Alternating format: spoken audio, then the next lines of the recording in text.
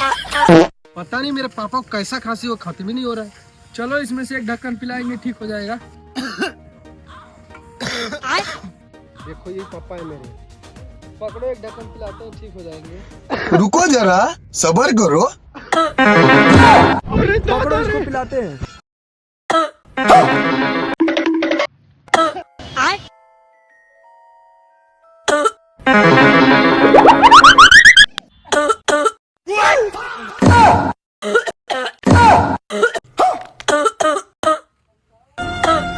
थारी बहन